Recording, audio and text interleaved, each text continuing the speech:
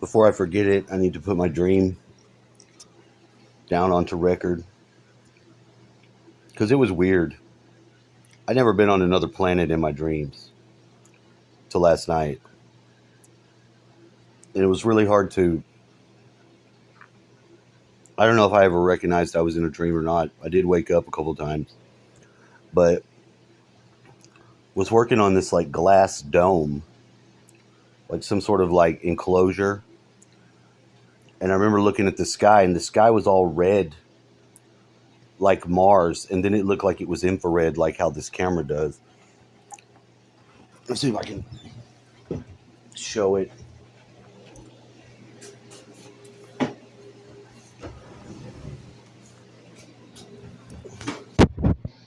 It was kind of weird like this. It looked like this. There was some weird girl there that I didn't know, I didn't recognize, but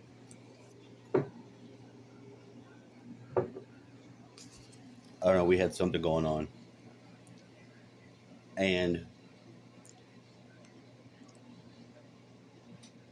I remember running outside of the dome. I mean, you could be outside the dome. I don't know why the necessity of a dome was, but it was like one of those domes that they have on the moon or Mars or something like that, so you can have an atmosphere inside of it. So going outside of it didn't make any sense. I didn't have a suit on, and I was looking at the horizon, and they're like, "What do you see?" And I was like, "Well, I see castles. I could see a castle. I could see buildings like towers and like cityscape, but a lot of castle too." And somebody was saying, "Well, this is Nibiru. This isn't Mars." I was like, "Well, how do you know?" And they gave some reason for why they thought they knew, and I'm like, "No, I don't know." Like I wasn't sure about it being anywhere else. And I remember being on top of a volcano, but from space you could see the volcano coming up, and it was like a whirlpool coming out of a volcano, and it was like right under me. Like I was looking down through glass, like I was in space. So I don't know. I just thought that was kind of weird. Don't know what it means. Sometimes I kind of do. Sometimes I see the stuff later on in the day. This is my new knife, my old knife. There are many like it, but this one is mine.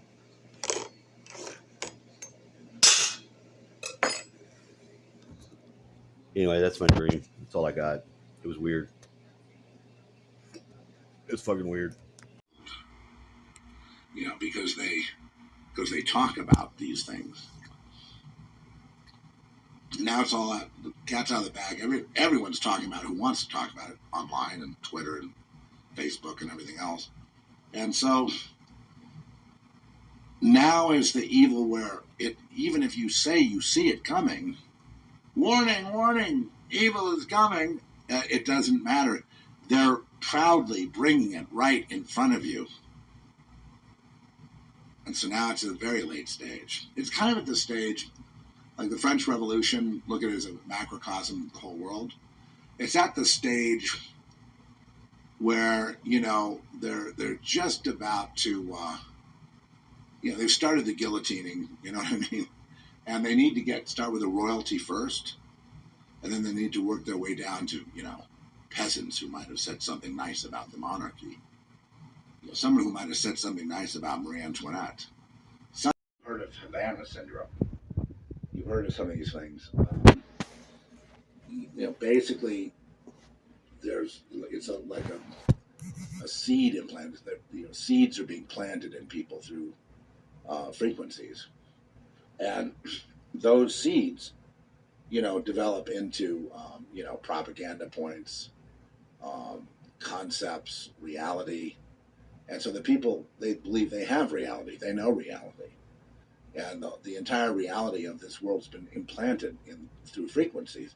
And then they all abide in a hive. They kind of work together, and they see each other, and they obey each other, and they obey the ranking. They don't even need to see stripes or or ribbons.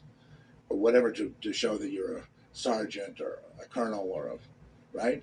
They obey the ranking without seeing any evidence of it because it's all in that invisible world, which is limited, and they think that's the spiritual world, and that is not the spiritual world, but it is another realm that is not here that they can go into in their minds. It's a realm of mind, and in that realm of mind, minds are all manipulated to conform to the one, to the plan, and people are activated and this and that. People are wondering where the gang stalking comes from.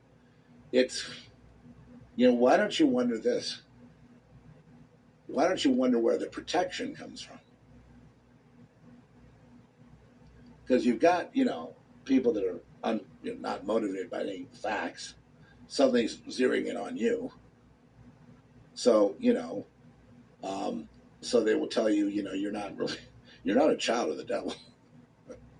So there you are. And basically, at the same time, the traps they're laying for you and the things that are out there that can be very dangerous, and all these dangers, many, many dangers, many attempts on your life, or at least, by the time you get to mines, you've had all that. Oh boy, not fun. But who protected me? How come I'm sitting here? Why am I able to discuss things that are, would get you in a lot of trouble? Why am I able to do this with confidence? It's because I'm serving, the master, my father, the one, the creator, my creator. I'm serving my creator and doing what he wants me to do and saying what he wants me to say. Presenting the things he wants me to present. I'm doing this, well, I don't know if it's for myself exactly, but I'm doing this, it's a service to the Lord, but it's also, good for me, service to me in the sense that it's helping me to I'm strengthened when I speak about God and the things and the concepts and the word and the reality and and what it is.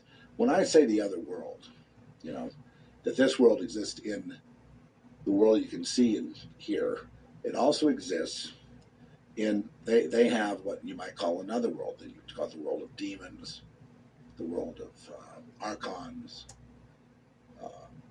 the world they're trying to bring in here through CERN and all that. But that's a limited world. That's not when I say the spirit, I mean limitless. I mean multidimensional. I mean, far beyond anything like that. The slave of the hive mind in the realm of mind. The operations thereof and who's operating and AI and what all that means. Humans were never meant to be enslaved. But humans fell, and all we have is we've got the Adam and Eve story, and we've got some other metaphors here and there. But what we can tell from from the history of humanity and world history is that people tend to always make bad decisions. Whenever there's a good one, it stands out. But usually, people will, leaders will, that are godless, not being led by the Lord, will lead, the population into war, into poverty. And like I said before, whenever you have a world run by witchcraft, by sorcery, witchcraft, a pharmakia like we have here, the end result is poverty. That's where that's the third world stays in poverty because of witch doctors and witches and sorcerers and because that all rules the age. That's the one thing that I talk to my Mexican friends and they're always telling me about it. Oh yeah, I'm not, but I'm not a liberal and I'm not a libertarian. But anyway, someone like me, white, middle-aged man, heterosexual and all that, I'm lowest on that hierarchy. And if you're all these things, if you're an immigrant, gay, I don't know if it's enough to be gay now. I don't know. I think maybe that's not enough anymore. But being an immigrant is, that's much better than being someone like me. I look everything is wrong with me. People like me, everything is wrong. Skin color, build, and ethnicity, and everything. I'm the worst. I understand that. So, yeah, skin color. There's a hierarchy, and basically, I am not allowed to talk about anything. My opinion doesn't count, and I don't have the right to have an opinion about things. I'm going to what I should do apparently is to pay my taxes, and there's a lot of those taxes. I can tell you that. Oh yeah, yeah, and shut up and die. Work, pay taxes, not say anything, not complain, and then die. Yes, that's how these people want people like me to live. Um,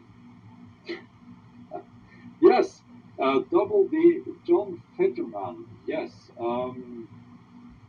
thank you. Yeah, he is one of those proper extreme people. I thank you for reminding me. Yeah. Now, how can people vote for someone like that? I'm disgusted. I'm properly disgusted by that person. So, in every area now of society, we are seeing that they are taking away the meritocracy, where your talent and effort and things like that is what matters. Your skin color doesn't matter. If you're a man or a woman, doesn't matter. Just your effort, talent, and all that's what should matter. You want me to make you some breakfast? But apparently, you have to. Are you looking for your thing? I took it in the room. They have to tick boxes. I took you a drink. If you're someone like me, they won't tick any of those boxes. So I'll